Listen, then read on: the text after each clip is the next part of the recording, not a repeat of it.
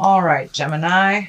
Oh, all right. Lots of ideas. It is upside down, so it may feel like your ideas have not been fruitful lately.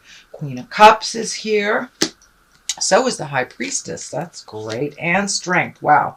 This is very powerful. And the Wheel of Fortune there. King of Swords. So it does look like there is a lot of people around you right now. Maybe that have opinions on what you're doing and how you're doing it and how you should be doing it. The Magician is here. It's all about following your desires and your strengths. The Empress is also here. 10 of Swords. That can be a betrayal. It can also be thievery, lying, things like that, or trying to resolve something from the past that was negative. And you have the Fool and the Hierophant. Wow, you've got some pretty heavy-duty cards here. So it looks like you're firmly planted on your path to growth and spiritual freedom. So let's take a look at what all this means. This is the Eight of Wands, and the Eight of Wands is when ideas start shooting down at the heavens, you know, and you almost have too many things to choose from, not knowing which one to pick.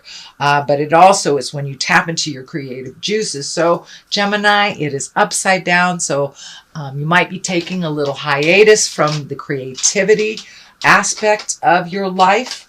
I know you guys are very mentally acute, so you may be doing a little more mental things than you are doing like the physical passion things. So I encourage you to find the blend and find the balance between work and play. So it does look like you're a little inundated with things, the have-to things, whether it's work or home or family. But it does feel like some of your creative juices have either been drained or you're putting them on the back shelf for right now.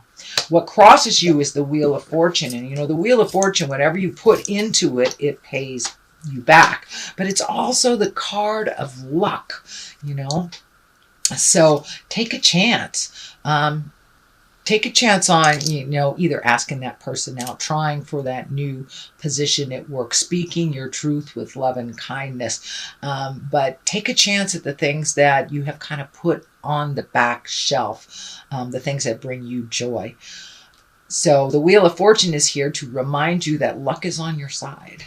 So that is a great card. So have faith. February looks like it'll be a lucky month for you. The Queen of Cups here, this can be a water sign, that is Cancer, Scorpio, or Pisces. It also can stand for being in integrity, speaking your truth. The Queen is a little bit intuitive, or the Queen of Cups is a little bit intuitive. The Cups are also love, emotions, feelings. So this does feel like you've been able to get in touch a little bit more with your true essence and your true feelings. You may need to speak that truth. The King of Swords is right here. He's got that sword, which is kind of cutting, can be cutting. So whenever you speak your truth, please do it with love and compassion. But nevertheless, speak your truth. The Queen of Cups also, she's an intuitive one. She's the intuitive card. She's kind. She's a visionary. She's also can stand for your psychic abilities as well as your creative endeavors. So it does feel, you know, she's a water sign, so she goes with the flow. So it's feeling like going with the flow instead of trying to overthink and control things would probably be more lucky for you. So release some of that mental stuff and just see where life takes you a little bit. Have a little bit more faith in the journey and your creative endeavors as well. The High Priestess is here. She's right in the back. And that is, you know, when you get into the exalted things, when you're finding more spiritual balance. She's also stands for kind of digging deep inside of you and figuring it out. It can represent going back to church, going to a therapist, joining a healing circle, but it does feel like you have incorporated the spiritual intellectual aspect of your life, which I know for Geminis is kind of hard. You're very intellectual. So on one side you have the trust and faith, and on the other you have the intellectual. So finding the balance. It does look like finding the balance for you between work and play, between family and love, just life in general, finding the balance between all that duplicity and the dichotomies of life. So, and it does look like you are finding your strength, because you have the High Priestess, you have the Strength card. So it does feel like some of those changes that have been happening over the last 12 months kind of thrown you off your game a bit. You may be overthinking it a little bit. So have faith in the journey. This cross is lighting up for me as faith. So having more faith in the journey and just letting go of that overthinking-itis, shall we say, and just finding the balance would really benefit you, Gemini. And, you know, there's no other duplicitous sign like a Gemini, so you probably understand this better than anyone. Finding the balance doesn't have to be one way or the other, but that does look like your life journey is finding the balance between two extremes. Strength is here, so living in your truth, living in your strength, speaking the words of integrity, saying those hard things and moving forward. It does look like you're moving forward a little bit more than you have, say, in the past year or so, and things are have required you to be strong but gentle at the same time. There's another dichotomy for you. But really gathering your strength, it does look like you have much more certainty in who you are and your abilities than you have maybe in the past. But it looks like strength is coming into play right now. So you may have to have a difficult conversation or speak something that has been living in your head for a while. The only way to resolve it with other people is to share those thoughts. So please say the hard things, do the hard work, and it will benefit you in the long run. The King of Swords is here, and you know the Kings are very exalted. Swords are all about the intellect, about the mind. He is one of great strength. He also has a lot of mental acuity. Usually, if this does stand for a person, it could be someone in the science or math environment or teacher. But this does feel more like a mentor or a teacher that you're connecting with, or possibly you are the mentor. It is a sword, which is your suit. And it is an air sign. If it is not you, Gemini, it's either a Libra or an Aquarius. But this does feel like mentoring someone. The picture that's kind of coming to me is giving back. Giving back. Someone mentored you and was your strength when you needed it. And now you will have the opportunity to be that type of mentor or guide someone in a loving, healthy, strong way. So that's what it feels like. The Magician is here at the basis of all this, really getting in tune with your magic and your trust. I know, Gems, you guys have a hard time with trusting things, but it looks like more and more as you incorporate faith and enjoying the journey a little bit more, your magic is coming out. You're seeing the beauty in life. So there does look like there was a big shift over the last year, and you've lightened up a lot, opened your heart, and simplified your life. It does feel like you simplified your life a little bit.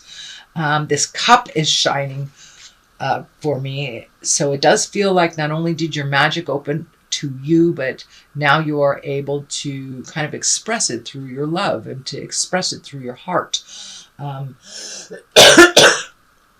it is very exalted, and it's about really trusting a spirit inside of you and trusting the journey. So it does look like you have embraced that. Just kind of trying to figure out how this new space works. So bring that strength and that trust into play, and it will be a little clearer for you. The Empress is here. She is a nurturer. She can stand for pregnancy. She can stand for marriage, or she can stand for starting new projects, kind of the inception, watching it grow, nurturing it till it fully blooms. So for those of you that aren't looking to be pregnant or have someone around you that are pregnant, most likely it is a new project that is in the inception, in the birth of the project, and it requires your time, energy, and nurturing. It also can stand for nurturing your children, nurturing your family, and really getting back to the simple things, the love-based things instead of the fear. Moving up, it is the 10. Now the 10s are completions of things. This is the betrayal card. So it can be, someone misquoting you, someone taking credit for your work, or it can be being emotionally or sexually being betrayed as well. So it's a 10, so it does look like something that you know about already and you are healing from it.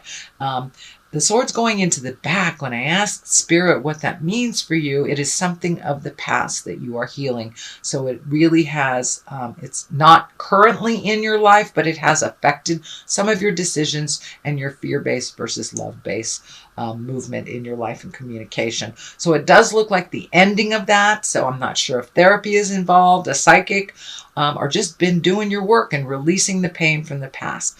It no longer serves you.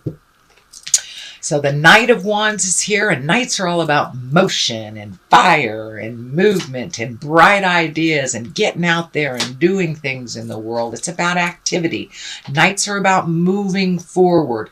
And this also can be a fire sign, which is Aries, Leo, or Sagittarius. But it does feel like someone that makes kind of quick decisions. This may be the person that you're mentoring, but this does feel like the main focus. So it may be somebody that's quick to judge, quick to make mistakes, quick to correct them, but it does feel like they need a little guidance. They need a little tutelage from you. And Knights are about moving forward, but maybe not so hastily. On the other side of this is the Fool. So this may be the friend, relative, lover, sibling that's kind of lighting a fire under your tuchus and saying, hey, take a leap of faith. Try something new. If you're doing the same thing over and over again, that's not going to bring anything new to you. So the Fool kind of encourages you. It's not necessarily making a foolish mistake. It's the beginning of a new phase, and it's taking a leap of faith and having faith in yourself and the journey. Try something new, Gemini.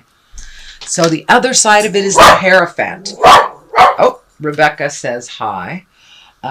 So the Hierophant is not necessarily about religion, more or less about spirituality.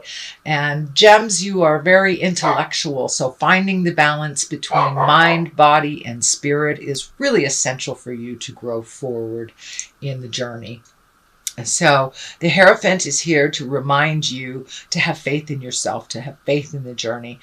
Many times when the Hierophant shows up, it can stand for religion. It can stand for, some secular religion or some healing group or even therapy. But it's about getting answers of the higher order, the big picture stuff. And it goes along with the faith. It goes along with the faith aspect. So that is your general reading for the month of February. I'm going to throw a couple of these chakra cards. And these are Doreen Virtue, and she's got one-word cards. Gratitude. That's great. That's great. That pretty much says it all, doesn't it? Being grateful for what we have, really focusing on the positive and not dwelling on what is absent. Just really appreciating the now. And grief. So it's time to release all that grief from the past that was created in a different time, in a different situation. So it no longer serves you. Time to release all the pains of the past, so you can really get into your greatness and be clear on what your next step is.